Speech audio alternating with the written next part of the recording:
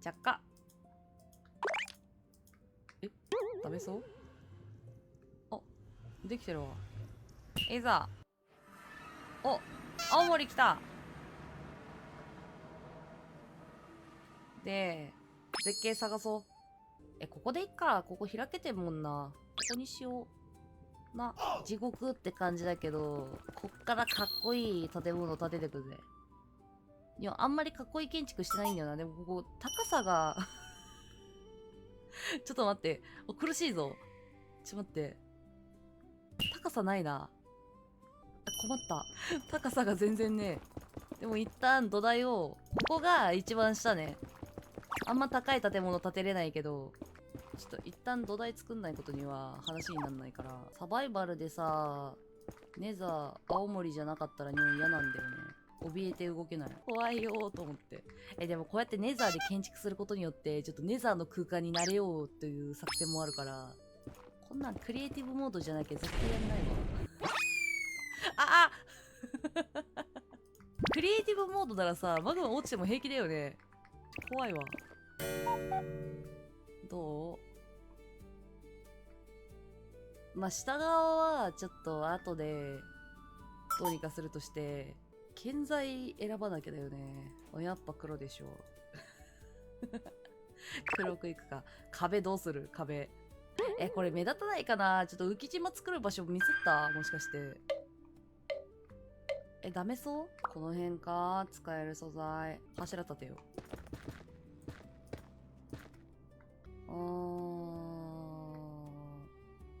部屋も暑いのにさ、視界も暑いわ。もうすでに嫌になってきた。もう早くとっとと終わらそう、こんな建築。どうしよう、これさ、屋根ぶち当たる気がすんだよね。いっか、もうぶち当たるならぶち当たるでいいか。なんか黒く見えるね、青森の木。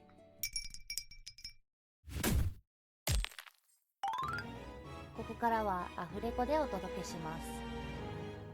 まずは柱を立てて、その後に屋根を作っていきます。今回メインで使った建材は、柱には磨かれた玄武岩、壁には磨かれたブラックストーンレンガ、装飾には深層岩タイル、そして屋根や装飾に使う木材はシンクの板材です。無残は使えるブロックの色が限られるので、黒をベースに赤をアクセントとして入れながら全体に統一感が出るように意識しました。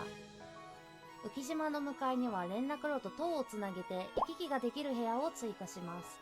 ただ道を作るだけだと少し味気ないので、途中にも建物を挟んで世界観が広がるようにしています。この建物は形を決めるのに本当に時間がかかったんですけど、形は難しいけど装飾でまとめていきます。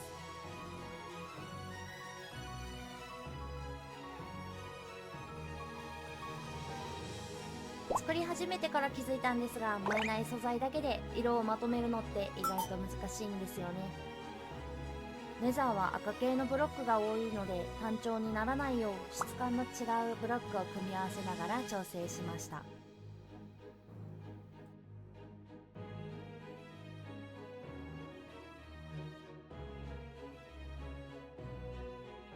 正面入り口は存在感を出すために両サイドへ塔のような柱を2本設置しています。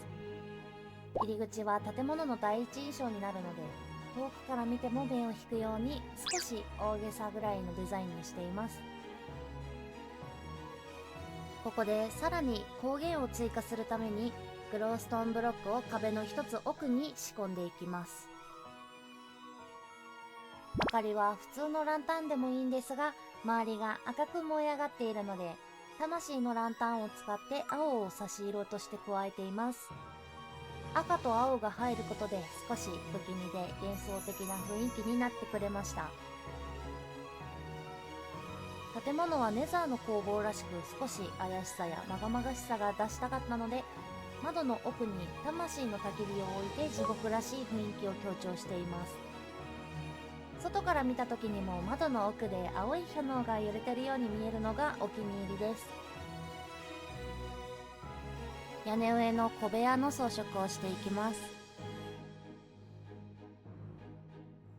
一体感を出しつつも下の建築が目立たなくなってしまうとダメなので装飾は控えめに意識しました。お気に入りポイントはこの白い十字架のようなお花です。やっぱこう地獄みたいな雰囲気でも可愛さは捨てたくない。入り口の扉は出入りがしやすいように3枚並べています。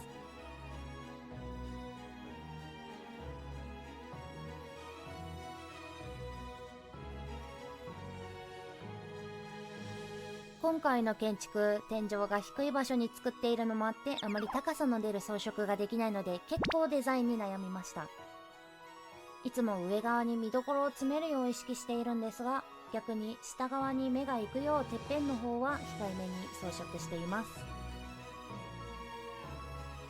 次は連絡路を装飾していきます。レザーは一見明るく見えるんですが、光源をしっかり置かないと建物が見づらくなるので、廊下の下にもエンドロットを設置しています。見た目だけじゃなく実際に歩きやすさも意識したポイントです。ランタンでも可愛いかなって思ったんですけど、少し古代文明が発展したような雰囲気を出したかったので、あえてエンドロットをたくさん使いました。ネザーらしさは残しつつ、少し不思議な技術がある世界をイメージしてます。連絡路の柱には燃え上がっているような表現が欲しかったので、魂の焚き火をトラップドアで囲って存在感を出しています。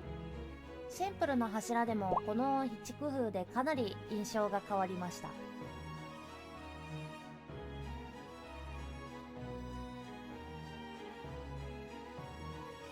連絡路につながる塔にも明かりをしっかり配置して、どの角度から見ても寂しくならないよう調整しています。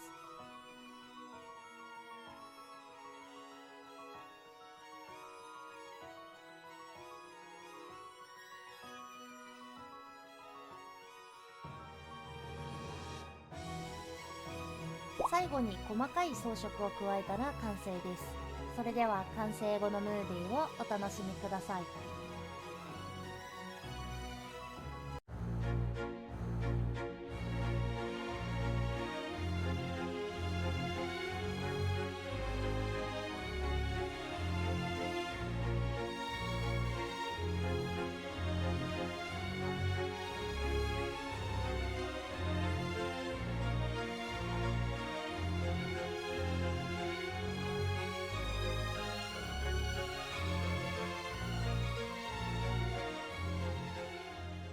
あそこに見えるこれはちゃっかり作ったエネルギーの塊。こんなところに工房があるってことは何かしら理由があるかなって思って、資源を使って研究やものづくりしてるかなって。屋根はそのままでもよかったけど、マグマで少し焼けて劣化してる屋根とかの方がいいかなって思ったから、後からこうやってちょっと汚し装飾みたいなのをしています。そしてこちら、ちゃっかり生えているキノコ。これなんかキノコに侵食されてんのもなんか雰囲気出ていいかなって。でもただ生やすんじゃつまんないから、ちょっと家の一部だよっていう意味も込めてこうやってちょっと窓の装飾みたいなのをしてる。